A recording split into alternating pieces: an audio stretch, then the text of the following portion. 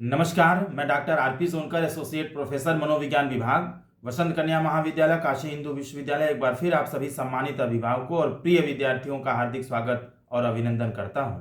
प्रिय विद्यार्थियों, आज के वीडियो में मैं आपसे CUET PG एडमिशन 2024-25 से संबंधित कुछ महत्वपूर्ण मुद्दों पर आपसे बात करूंगा।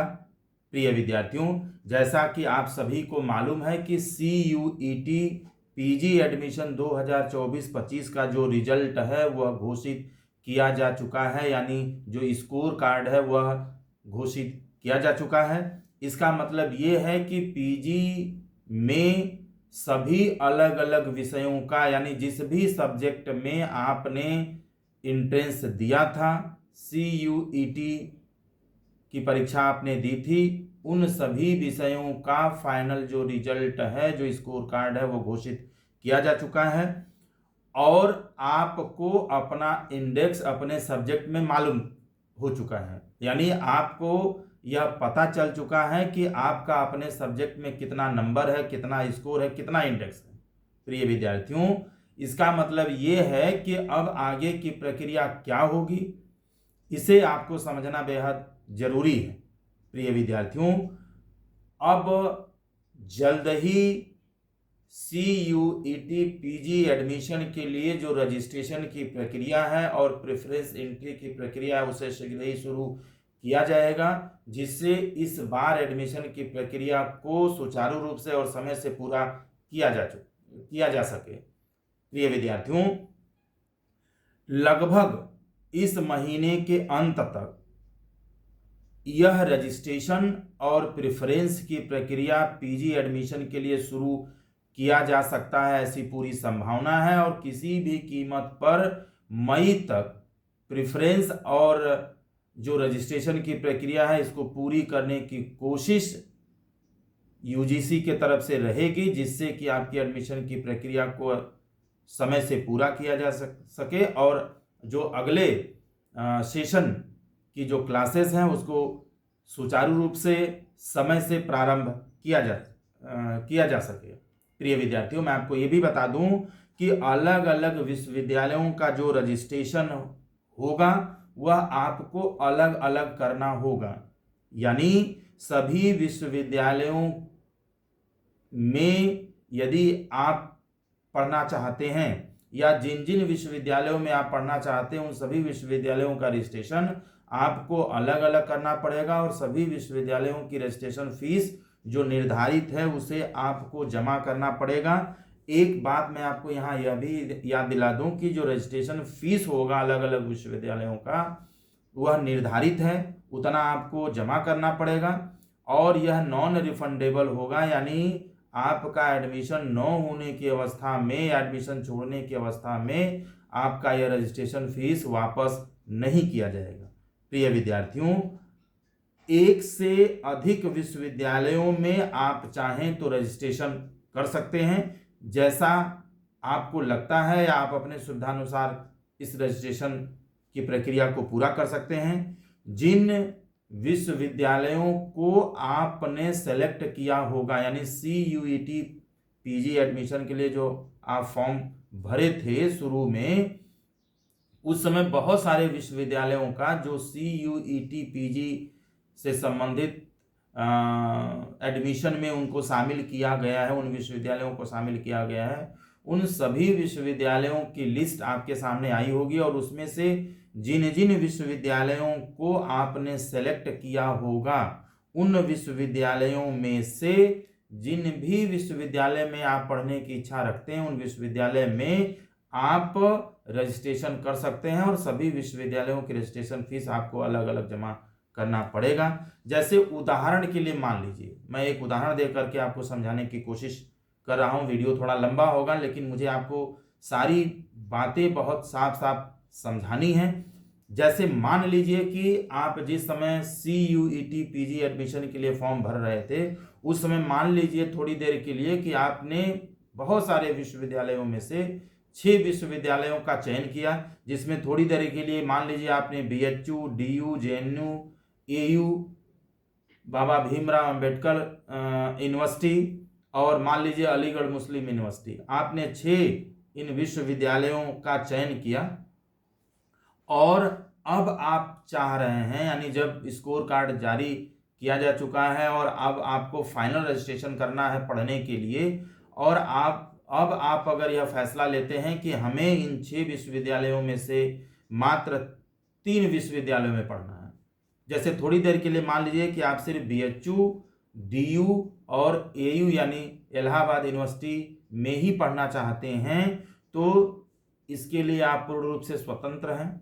आप 6 विश्वविद्यालयों का नाम भले ही सेलेक्ट किया है आपने फॉर्म भरते समय, लेकिन आप मात्र इन 6 में से 3 ही विश्वविद्यालय BHU, DU और AU में पढ़ना चाहते हैं, तो आप मात्र इन 3 विश्वविद्यालय में रजिस्ट्रेशन करेंगे और इन्हीं 3 विश्वविद्यालय में निर्धारित रजिस्ट्रेशन की फीस आप जमा करेंगे। प्रिय विद्यार्थियों, एक महत्वपूर्ण चीज मैं आपको यहाँ बता दूं कि आप जिन जिन विश्वविद्यालयों का सिलेक्शन यह फॉर्म भरते समय आपने किया था, उन विश्वविद्यालयों में से आप चाहें तो पूरे में रजिस्ट्रेशन कर सकते हैं, या तो आप अपनी सुविधा अनुसार जितने विश्वविद्यालय में चाह रहे हैं उतने में रजिस्ट्रेशन कर सकते हैं। लेकिन फॉर्म भरते समय यदि आपने जिन विश्वविद्यालयों का चयन नहीं किया था उसमें अगर आप चाहें कि रजिस्ट्रेशन कर लें, ऐसा संभव नहीं होगा। जैसे मैंने अभी आपको बताया उदाहरण के रूप में कि 6 विश्वविद्यालयों में मान लीजिए आपने रजिस्ट्रेशन किया है, तो आप चाहें तो 6 विश्वविद्यालयों में रजिस्ट्रेशन कर सकते हैं पढ़ने के लिए, या आप चाहें तो इन 6 विश्वविद्यालयों में से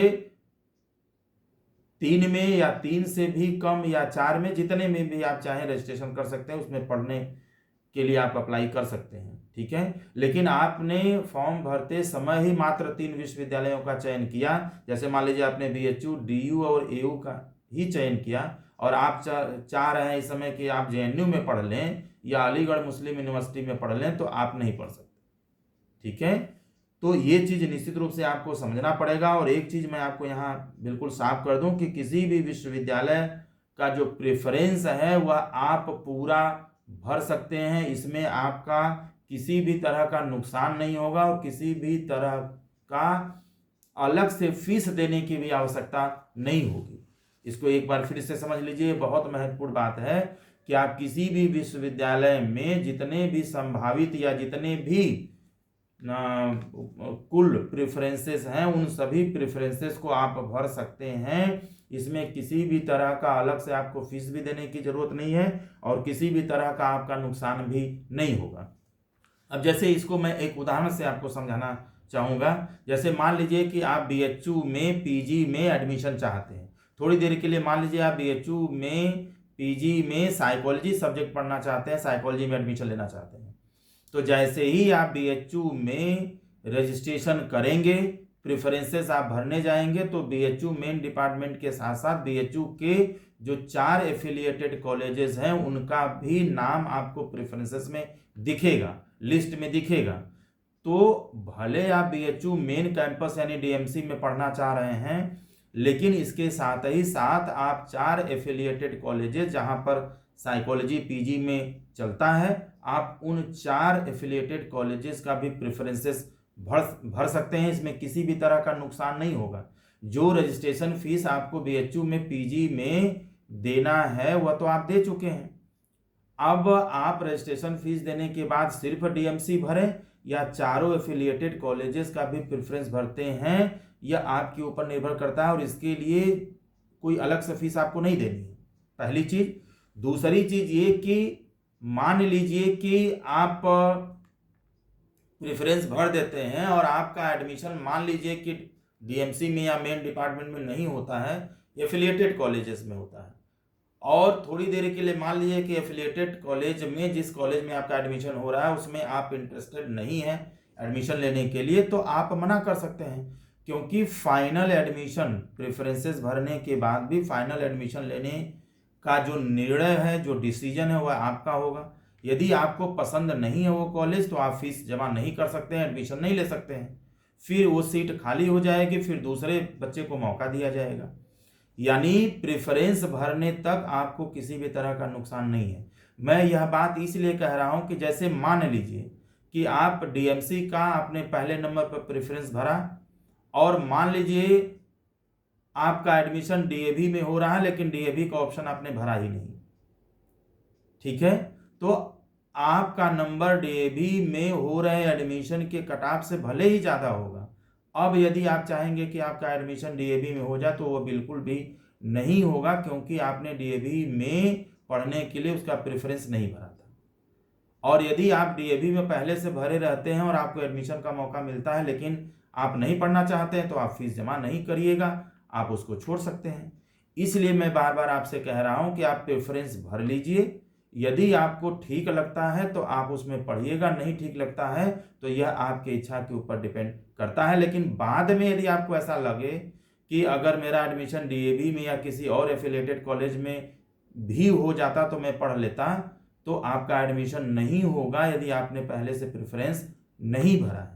प्रिय विद्यार्थियों, एक चीज़ मैं आपको यहाँ ये भी याद दिला दूँ, बता दूँ कि डीएमसी और डीएवी मात्र 2 ही ऐसे सेंटर है जहाँ पर लड़के पढ़ सकते हैं, यानी इसके लिए प्रेफरेंस भर सकते हैं। यानी लड़कों को सिर्फ और सिर्फ डिपार्टमेंट में यानी डीएमसी में और एफिलिएटेड कॉलेज में सिर्फ डीएवी में ही पढ़ने का मौका मिलेगा, क्योंकि इसके अलावा बाकी 3 जो एफिलिएटेड कॉलेजेस हैं, चाहे वो वीकेएम की बात करें, वीसीडब्ल्यू की बात करें या एएमपीजी की बात करें, ये सब महिला महाविद्यालय हैं, यहाँ पर सिर्फ लड़कियां ही पढ़ती हैं। तो लड़कियों के लिए 5 सेंटर पर पढ़ने की छूट है, यानी लड़कियां 5 सेंटर पर रजिस्ट्रेशन कर प्रेफरेंसेस भर सकती हैं और अपने कट-ऑफ के आधार पर उनको 5 सेंटर्स पर एडमिशन का मौका मिल सकता है। तो यही सेम चीज़ लड़कियों के लिए भी बीएचयू मेन डिपार्टमेंट के साथ साथ सभी 4 जो एफिलिएटेड कॉलेजेस हैं वहाँ पर भी उनका प्रेफरेंस भर देना चाहिए। एक महत्वपूर्ण चीज़ मैं आपको यहाँ जरूर बता दूँ कि जब भी आप बीएचयू में प्रेफरेंस भरने जाइएगा तो यहाँ पर साइकोलॉजी, मैं एक उदाहरण लेके आपको समझा रहा हूँ, तो आपको सभी 5 सेंटर का प्रेफरेंस दिखेगा और ये सभी प्रेफरेंसेस अल्फ़ाबेटिकली आपके सामने आएंगे। यानी सबसे पहले एएमपीजी का नाम रहेगा, फिर दूसरे नंबर पर डीएवी का नाम रहेगा, तीसरे नंबर पर डीएमसी का नाम रहेगा, फिर वीसीडब्ल्यू का नाम रहेगा और फिर वीकेएम का नाम रहेगा। यहाँ पर आपको निश्चित रूप से यह ध्यान देना है कि यह सभी सेंटर्स का या सभी कॉलेजेस का नाम अल्फ़ाबेटिकली दिया गया है। यहाँ पर नाम पहले आने या बाद में आने के सीक्वेंस से कॉलेज अच्छा होगा या खराब होगा ऐसा बिल्कुल भी नहीं है। यानी नाम के पहले आने या बाद में आने या बीच में आने या छोटा होना या बड़ा होना या अट्रैक्टिव होना, यह कोई मायने नहीं रखता है। आपको बीएचयू के मेन डिपार्टमेंट और सभी एफिलिएटेड कॉलेजेस के बारे में विस्तृत तरीके से जानकारी प्राप्त करनी होगी, उसके बारे में बेहतर तरीके से जानना होगा। सिर्फ गेस करके या सीक्वेंस के आधार पर आप डिसीजन नहीं ले सकते। प्रिय विद्यार्थियों, मैं आपको निश्चित रूप से यह बार बार याद दिला रहा हूं कि आप जो भी प्रेफरेंस भरिएगा, जो भी विश्वविद्यालय भरिएगा, बिल्कुल सोच समझ कर भरिएगा, स्वयं देख कर भरिएगा। दूसरे के सहारे आपको नहीं छोड़ना है, दूसरे के ऊपर नहीं छोड़ना है, क्योंकि इसमें किसी भी तरह का बदलाव बाद में नहीं होगा। और एक सबसे महत्वपूर्ण बात यह है कि आपका किसी भी यूनिवर्सिटी और यूनिवर्सिटी में जितने भी सेंटर्स होंगे उस पर एडमिशन का मुख्य आधार आपका इंडेक्स और आपके द्वारा भरा गया प्रेफरेंस ही होगा। यदि आप प्रेफरेंस में गड़बड़ी करते हैं तो आपका इंडेक्स ज़्यादा होने के बावजूद भी आपके प्रेफरेंस के आधार पर आपको एडमिशन दिया जाएगा, न कि आपके स्कोर के आधार पर। तो प्रेफरेंस आपको बहुत ही सावधानी से भरना है, ध्यान दे करके भरना है, और इसमें किसी भी तरह की गड़बड़ी होने पर आप पुनः इसको सुधार नहीं सकते, कोई क्लेम नहीं कर सकते। प्रिय विद्यार्थियों, सभी, इसीलिए मैं बार बार कह रहा हूं कि आप बीएचयू के सभी एफिलिएटेड कॉलेजेस के बारे में जानकारी प्राप्त कर लें, बेहतर तरीके से समझ लें। इसके लिए आप चाहें तो बीएचयू के ऑफिशियल वेबसाइट पर भी विजिट कर सकते हैं, bhuonline.ac.in पर भी जा सकते हैं, और साथ ही साथ बीएचयू के जितने एफिलिएटेड कॉलेजेस हैं उनकी भी पर्सनल वेबसाइट है, ऑफिशियल वेबसाइट है, आप वहां पर भी जा करके उस कॉलेज से संबंधित डिफरेंट एक्टिविटीज़ को देख सकते हैं। डिफरेंट जो सुविधाएं हैं उसको दे सकते हैं और उसके आधार पर आप बेहतर डिसीजन ले सकते हैं। साथ ही साथ आपके कोई शिक्षक परिचित हैं बीएचयू के, या कोई फ्रेंड आपके बीएचयू के परिचित हैं, या कोई रिलेटिव है या सीनियर है, तो आप उनके द्वारा भी बीएचयू मेन कैंपस और सभी एफिलिएटेड के बारे में जानकारी प्राप्त कर सकते हैं, जिससे आप प्रेफरेंसेस में आप इसको बेहतर तरीके से भर पाएं। इसके साथ ही साथ यदि आप चाहें तो बीएचयू का कौन सा कॉलेज सबसे अच्छा है, इस पर भी मैंने एक वीडियो बनाया है, आप चाहें तो उसको भी सुन सकते हैं। और इसमें बीएचयू मेन डिपार्टमेंट और सभी 4 एफिलिएटेड कॉलेजेस को तुलनात्मक रूप से विभिन्न कसौटियों के आधार पर समझाने की कोशिश की गई है, जिसके आधार पर आप ये डिसीजन ले पाएंगे कि आपके लिए, आपके सुविधानुसार आपके लिए बेहतर कॉलेज कौन होगा। प्रिय विद्यार्थियों, मैं आपसे ये भी बता दूं कि संबंधित जितने भी विश्वविद्यालय हैं जहां पर आप रजिस्ट्रेशन करना चाहेंगे, उनसे संबंधित जो ऑफिशियल वेबसाइट है उसको नियमित रूप से आप चेक करते रहें।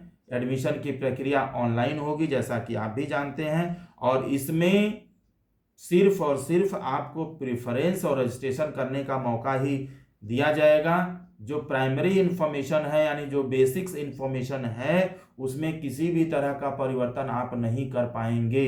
यानी CUET PG का जो फॉर्म आप भर रहे थे, उस समय जितनी भी सूचनाएं आपने दी हैं, उन सूचनाओं में किसी भी तरह का परिवर्तन करने का मौका आपको रजिस्ट्रेशन एंड प्रेफरेंसेस के दौरान नहीं मिलेगा। यहाँ पर सिर्फ और सिर्फ आप विभिन्न विश्वविद्यालय में रजिस्ट्रेशन कर सकते हैं, और प्रत्येक विश्वविद्यालय में जितने सेंटर्स हैं उनका प्रेफरेंस आप भरेंगे। यानी जैसे मान लीजिए कि अगर आप अपना कास्ट या कैटेगरी चेंज करना चाह रहे हैं, या आप अपना डेट ऑफ बर्थ चेंज करना चाह रहे हैं, तो इस तरह की चीज़ों में किसी भी तरह का बदलाव संभव नहीं होगा। प्रिय विद्यार्थियों, मैं आपको यहाँ ये भी बता दूं कि सभी इन्फॉर्मेशन का जो सपोर्टिव जो डॉक्यूमेंट्स है उसको आप स्कैन करके पहले से तैयार रखें। यानी जितने भी आपने इन्फॉर्मेशन दिया है, चाहे वो हाई स्कूल से संबंधित हो, इंटरमीडिएट से संबंधित हो, ग्रेजुएशन से संबंधित हो, कास्ट हो, इनकम हो, जो भी इन्फॉर्मेशन आपने फॉर्म में भरा है, उस इन्फॉर्मेशन के लिए सपोर्टिव जो डॉक्यूमेंट्स है उसको आप स्कैन करके साफ सुथरा आप रख लें, ताकि जैसे ही आप रजिस्ट्रेशन की प्रक्रिया करें, आप इस स्कैन डॉक्यूमेंट्स को अच्छे तरीके से अपलोड कर पाएं। एक बड़ी चीज़ मैं आपको निश्चित रूप से बताना चाहूँगा कि जिन विद्यार्थियों को कास्ट सर्टिफिकेट या इनकम सर्टिफिकेट की ज़रूरत पड़ेगी, खास तौर से SC ST और OBC और EWS कैंडिडेट जो हैं, जो EWS सर्टिफिकेट का उपयोग करते हैं,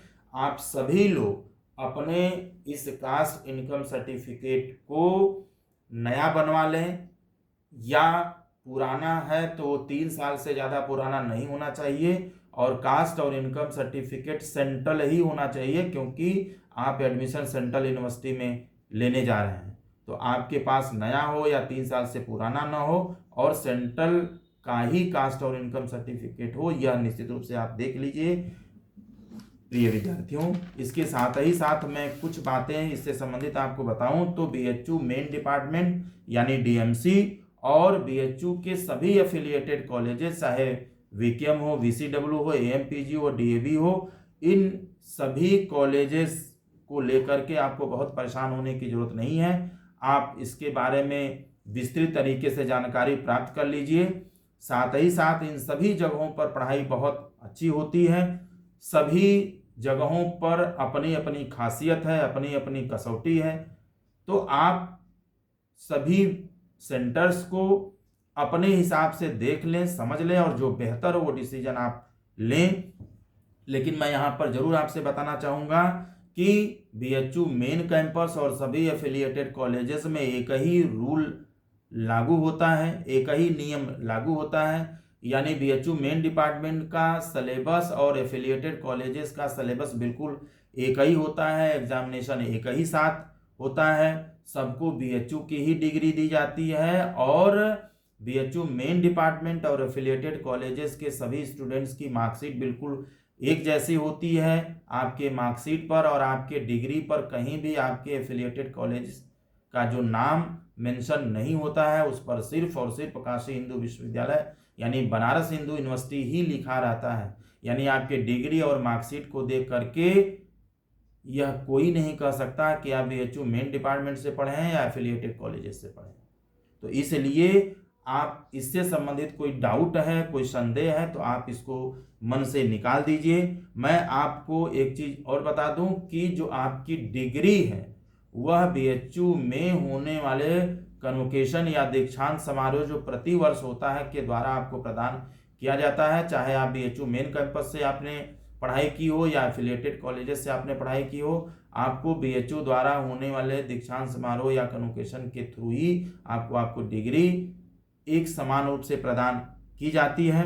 प्रिय विद्यार्थियों, मैं जाते जाते पुनः आपको याद दिला दूं कि आप यूजीसी की ऑफिशियल वेबसाइट को नियमित रूप से चेक करते रहें, साथ ही साथ बीएचयू की ऑफिशियल वेबसाइट को भी चेक करते रहें, और इसके अलावा अन्य विश्वविद्यालय जहां पर आप पढ़ना चाह रहे हैं, जहां पर आपको रजिस्ट्रेशन करना है, इसका निर्णय आप पहले से ले लीजिए, और किस विश्वविद्यालय के किन किन सेंटर पर आपको पढ़ना है इसका निर्णय भी आप ले लीजिए, और बिल्कुल सोच समझ करके आप बिल्कुल तैयार रहें, और इन सभी विश्वविद्यालयों से संबंधित, महाविद्यालयों से संबंधित जो ऑफिशियल वेबसाइट है उसको नियमित रूप से चेक करते रहें।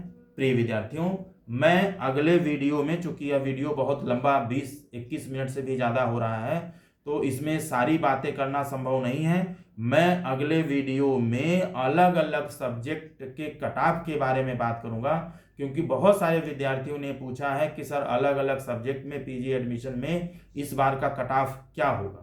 तो मैं किसी एक सब्जेक्ट के कट ऑफ के बारे में विस्तार से अगले वीडियो में बात करूंगा, और ऐसे ही करके कई सारे सब्जेक्ट में संभावित कट ऑफ क्या होगा इसको एक एक करके हम लोग अगले वीडियो में मैं आपके साथ साझा करता रहूंगा।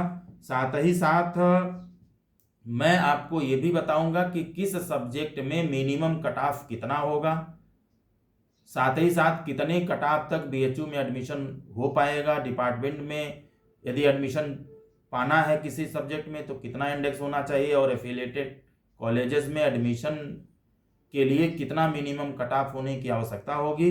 इन तमाम तरह के मुद्दे पर मैं अगले वीडियो में आपसे बात करूंगा। साथ ही साथ ये जो कट ऑफ की बात मैं आपसे करूंगा वह पिछले कुछ वर्षों में जारी किए गए बीएचयू के द्वारा जो कट ऑफ है वह इसका आधार होगा। प्रिय विद्यार्थियों, मैंने अपने तरफ से सही और वैध जानकारी देने की पूरी कोशिश की है। फिर भी किसी तरह का सूचना परिवर्तन होता है तो विश्वविद्यालय द्वारा बनाया गया जो मापदंड है वही मान्य होगा। यह बीएचयू के तरफ से या अन्य विश्वविद्यालय की तरफ से कोई आधिकारिक सूचना नहीं है, बल्कि मैंने अपने अनुभवों के आधार पर और सभी विश्वविद्यालय के ऑफिशियल वेबसाइट पर जारी किए गए सूचनाओं के आधार पर आपको बताने की कोशिश की है। इसके अलावा भी अगर आपको विस्तृत जानकारी चाहिए तो आप बीएचयू के ऑफिशियल वेबसाइट bhuonline.ac.in पर विजिट कर सकते हैं, या और भी संबंधित विश्वविद्यालय जहां पर आप पढ़ना चाह रहे हैं उस विश्वविद्यालय की ऑफिशियल वेबसाइट पर भी आप विजिट कर सकते हैं। एडमिशन से संबंधित कोई सवाल है या कोई जानकारी आप चाहते हैं तो निश्चित रूप से कमेंट बॉक्स में लिख सकते हैं, मैं जवाब देने की पूरी कोशिश करूंगा। आप सभी लोग खुश रहें, अपना ख्याल रखें। आप सभी को एडमिशन की बहुत बहुत शुभकामनाएं।